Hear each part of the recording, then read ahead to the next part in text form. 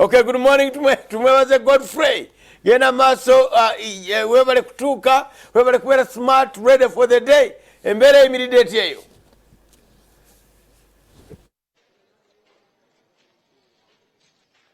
Okay, neyanza SPD anomulawe waffe ali ku Soul TV.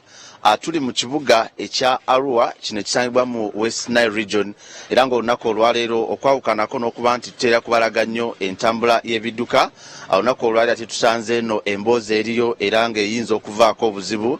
Emboozi ekwatagana n'abasuubula ebyennyanja okuva mu mawanga ageetoolodde ekitundu kino okuli Congo ne South Sudan nti olutalo lw'amaanyi nnyo era nga ekitongole ekivunaanyizibwa ku buvubi ekya fisheries akigenda maaso n'okubanga kikola omulimu ogw'amaanyi okulaba nti bayinza okutabaganya amawanga gano asatu kubanga olutalo luriwo lukosezza abasuubula ebyennyanja okuva wano mu Uganda n'amawanga galiraanyeewo era nga abasinga ennaku zino batudde tebakyalina kyakukola oluvannyuma lw'okuba nti omulimu gwe babadde bakola ogusinga ate bayingizaamu abantu abalala ne batandika okuba nga bayingira bizinesi yaabwe ate bannayuganda abakolera wano ne basigala nga tebalina kyakukola. Wano we tuli ke katale aka Arua Central Market era nga bino by'ebyennyanja abano abavubuka n'abaami abali wano emabega wange be bamu ku basuubula ebyennyanja okuva mu mawanga agaliraanyeewo. Ebyennyanja ebyo nsobodde okufunako ebitonotono bino byonna bye mulaba ebitundubaale byonna byennyanja naye nayagadde okubalagako ku bitonotono byetwogerako si bye buno obwennyanja obutonotono wabula bino ebyennyanja ebinene era bye bino wano nga byolaba wano bye batunda n'ogenda maaso babirongosere ne batandika okuba nga babitunda n'okwiprocessing okutwala amawanga amalala. Njagala strictly ngendeko kwomu ku basuubuzi abakolera wano asooka tunnyonnyola ensonga eno nga bweri kiki ekivuddeko obuzibu kulaba nti omulimu guno ogw'okutunda ebyennyanja era bivaawa era kati baagala gavumenti oba ekitongole ekivunaanyizibwa ku buvubi akikole kitya okuba nga kibayamba. Tuli ku Soul TV mbadde nsaba osooke weyanjule kuba tulaba. Balabi ba Soul TV mbalamusiza amacaga leero nze Goloba Richard tuli wano mu kibuga Arua we tuli wano tuli katale n'abantu abasuubula ebyennyanja okuva e South Sudan ne Kenya.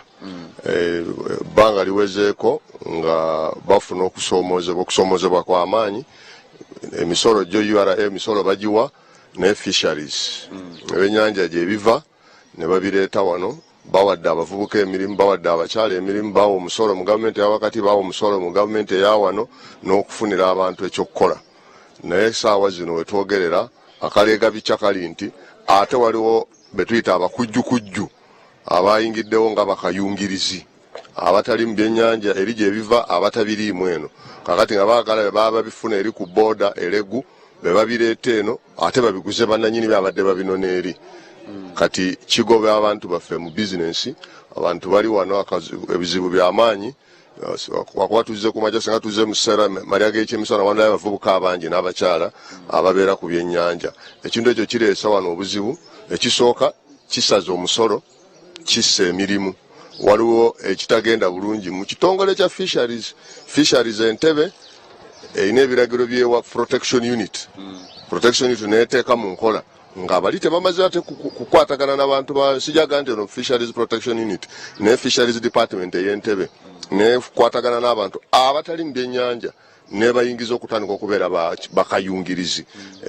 Balabika basuubira nti ebyennyanja bino biri mu ssente bo balabanga ssente nki ennyingi n'ekikosezza abantu baffe kireesewo akakuubagano wakati wa bannayuganda n'abasudaani. Bannayuganda bangi abali eri abavuba ebyennyanja ne babirongoosa ne babiweereza eno. Ebyennyanja ebyo soko tunyonyi biva mu mawanga era bivaawa nawa okutuuka wano mu Uganda. Era bwe bituuka wano mu Uganda gavumenti efunako ssente zenkana timwe musasula emisolo gyenkana gitya? Ebyennyanja kati okusinga biva South Sudan etwelemu esasula omusolo guli wakati wa $225,000 naye wano mu wiiki wayingirawo $15,000 balina obutale busatu bwe batikula ebyennyanja. Kati waliwo kano aka Central Market waliwo Lopalopa waliwo n'akala bakayita South Sudanese Fish Market bonna batikula byennyanja naye bakasitoma abo abangi babitwala Congo. Kati abakongo bajja wano ne babigula nkitegeeza baleese wano ssente. Ebikola bya fisheries unit bigenda kugoba akatale wano kave wano kaddewa Congo.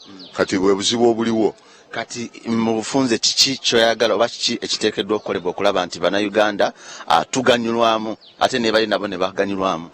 Kakati gavumenti ya Uganda mu kitongole kya fisheries abantu bano balina association ezibadde zireeta ebyennyanja ejje bakwatagane ebawe ebateeke ku system gyeyagala nga be baleeta ebyennyanja bo bennyini ababivuba.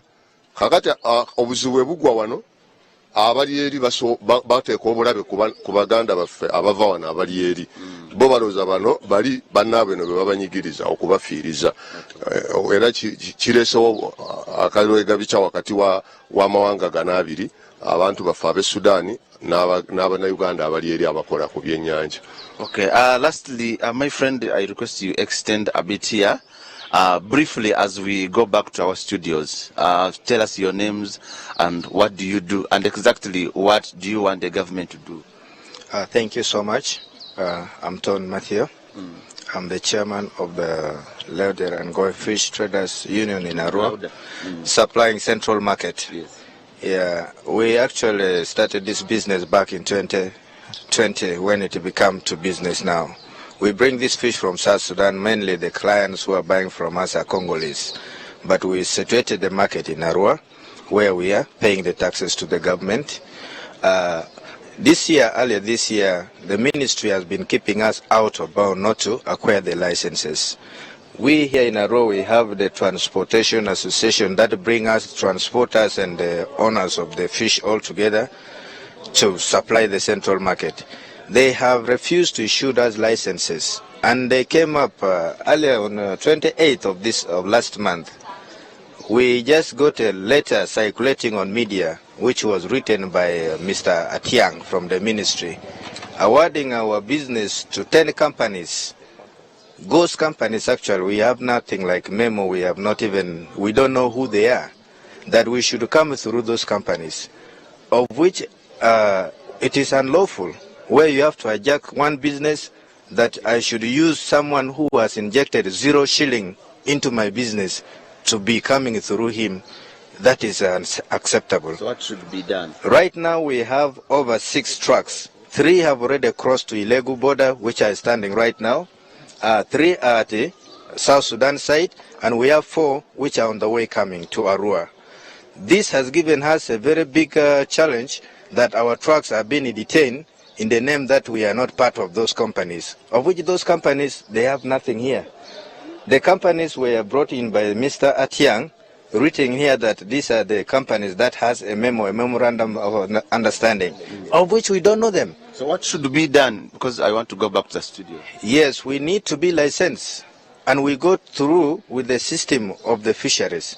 We need our transporters to be licensed, we need the importers to be licensed, and we continue with our businesses. We don't know these companies, and we don't want them. Okay. Yes. Thank you so much. Ensonga eno tugenda maaso n'okubanga tugigoberera, naye ng'ekizibu ekikulu kwe kuba nti waliwo companies ezizze okuggyawo emirimu gyabwe ate nga tebamanyi, tebalina na kiwandiiko kyonna ekiva mu fisheries ekikkiriza companies zino okubanga zi operatinga. Njagala munzikirize nzire mu studio ng'oggyeko tugenda kubanga tubatuusako ebisingako ku mikolo gya piero egigenda okubeera wano mu kibuga Arua, naye ng'ensonga eno ebadde nkulu ne tugamba nti katusooke tugiyiseewo, then oluvannyuma tugenda kubanga tugoberera ensonga eno. Nkoze ne Edin Sobuga ne Peter Bunyas, amunzikirize nzire mu studio, mugende maaso n'okubanga muweereza.